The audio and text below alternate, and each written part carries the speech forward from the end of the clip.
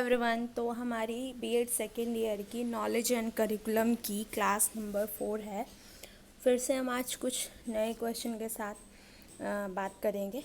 तो मैं स्टार्ट करती हूँ। क्वेश्चन नंबर 57 मैंने 56 तक करवा दिए थे इसकी पिछले वीडियो में। मैं लिंक उसका नीचे डाल दूँगी, जिन्होंने नहीं देखा है वो देख लें, उसके बाद ये वीडियो देख लें। तो स्टार्ट करते हैं। 57 नंबर क्वेश्चन जो है वो कहता है, ज्ञान की कौन सी अनिवार्य शर्त है? ए, विश्वास का सत्य होना, बी, झूठ का सत्य होना, सी, अनुभव का सत्य होना, डी, इनमें से कोई नहीं। इसका राइट आंसर जो होगा ऑप्शन नंबर ए कि विश्वास का सत्य होना एक अनिवार्य सत्य कहा गया है ज्ञान के लिए। नेक्स्ट क्वेश्चन है क्वेश्चन नंबर 58। कहता है कि निम्नलिखित में से कौन सा सत्य का सिद्धांत है? स्वयं सिद्धि सिद्धांत, व्यवहारवादी सिद्धांत, सी, ए और बी, डी, स्वयं सिद्धि सिद्धांत और मानसिक सिद्धांत। तो इसका राइट आंसर जो होगा वो ऑप्शन नंबर सी होगा। ए और बी दोनों ही सत्य के सिद्धांत में स्वयं सिद्धि सिद्धांत और व्यवहारवादी सिद्धांत शामिल होते हैं। नेक्स्ट क्वेश्चन की बात करते हैं। क्वेश्चन नंबर 59 कहता है कि स्वयं सिद्धि सिद्धांत का क्या अर्थ है? ए, ज्ञान जितना सरल और सीधा होना चाहिए, बी, वास्तविक होना चाहिए, सी, गुप्त होना चाहिए, या डी, इनमें से कोई नहीं। राइट आंसर इसका होगा ऑप्शन नंबर ए, ज्ञान जितना सरल और सीधा हो उसे हम स्वयं सिद्धि सिद्धांत कहते हैं। ठीक है। नेक्स्ट क्वेश्चन की बात करते हैं। क्वेश्चन नंबर 60, अनुकूलनवादी सिद्धांत क्या है? ए, जो अनुभव पर हो, बी, जो तर्क पर हो, सी, जो परीक्षण पर हो, डी, जो वास्तविक वस्तु के अनुकूल हो। तो राइट आंसर होगा इसका ऑप्शन नंबर डी, जो वास्तविक वस्तु के अनुकूलन में हो। ठीक है, उसको अनुकूलवादी सिद्धांत कहते हैं।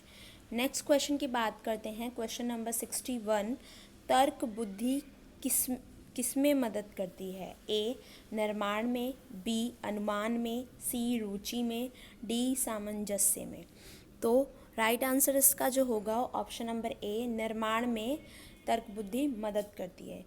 नेक्स्ट क्वेश्चन है क्वेश्चन नंबर 62, तर्क किस प्रकार की प्रक्रिया है? ए, मानसिक तथा बौद्धिक, बी, सामंजस्य, सी, खोज, या डी, इनमें से कोई नहीं। तो इसका राइट आंसर जो होगा ऑप्शन नंबर ए, तर्क एक मानसिक तथा बौद्धिक प्रक्रिया है। तो 62 का ऑप्शन नंबर ए राइट होगा। 63 की बात करते हैं। कहता है कि तर्क के आधार पर कौन सी विधियों का प्रयोग किया जाता है? ए, प्रश्नोत्तर विधि का, बी, खोज विधि का, सी, आगमन विधि तथा निगमन विधि का, या डी, ये सभी।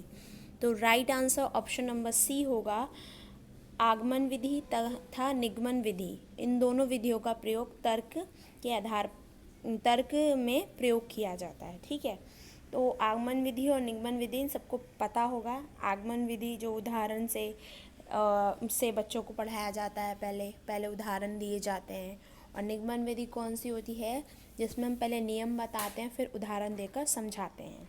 नेक्स्ट क्वेश्चन की बात करते हैं। क्वेश्चन नंबर 64, आगमन विधि में हम किस ओर चलते हैं? ए, नियम से उदाहरण, बी, सूक्ष्म से स्थूल, सी, तर्क से वितर्क, या डी, विशेष से सामान्य। तो आगमन विधि जो है मैंने अभी बताया था क्या होगा। तो राइट आंसर जो होगा 64 नंबर क्वेश्चन का डी होगा, विशेष से सामान्य। नेक्स्ट क्वेश्चन की बात करते हैं। क्वेश्चन नंबर 65, आगमन विधि का दूसरा क्या नाम है?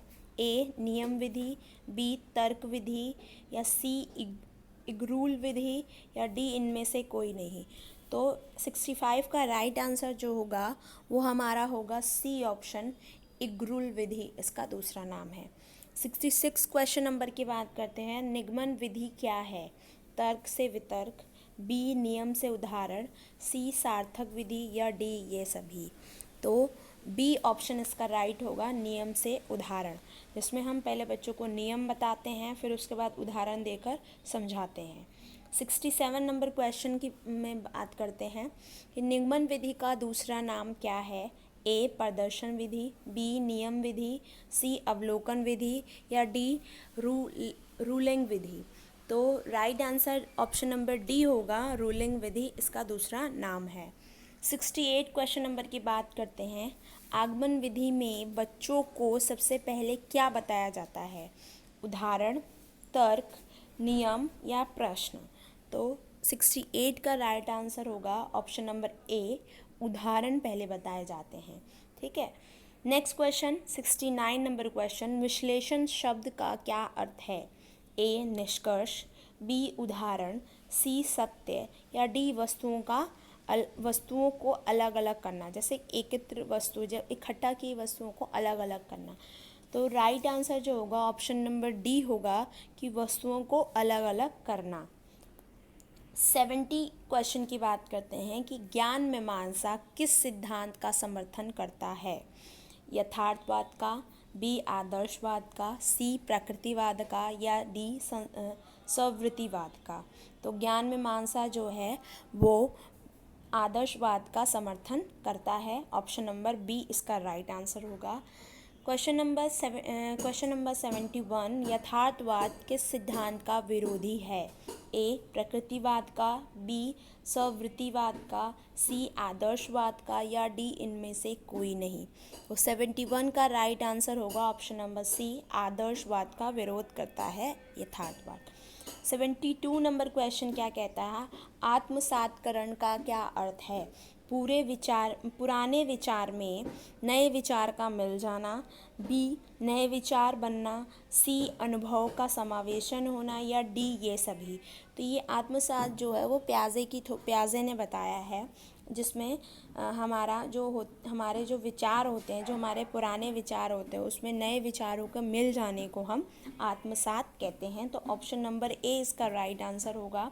नेक्स्ट क्वेश्चन 73 नंबर क्वेश्चन जो है, आत्मज्ञान का क्या तात्पर्य है। ए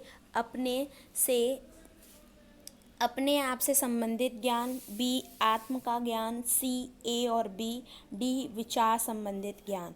राइट आंसर इसका ऑप्शन नंबर सी होगा, ए और बी। आत्मज्ञान का तात्पर्य अपने आप से संबंधित ज्ञान या आत्मा का ज्ञान। ठीक है, तो ऑप्शन नंबर सी इसका राइट आंसर होगा। 74 नंबर क्वेश्चन जो है, आस्तिक कौन होता है। ए ईश्वर को मानने वाला, बी ईश्वर को ना मानने वाला, सी विश्वास को मानने वाला या डी इनमें से कोई नहीं। तो 74 नंबर क्वेश्चन का राइट आंसर जो होगा ऑप्शन नंबर ए, ईश्वर को मानने वाले को हम आस्तिक कहते हैं।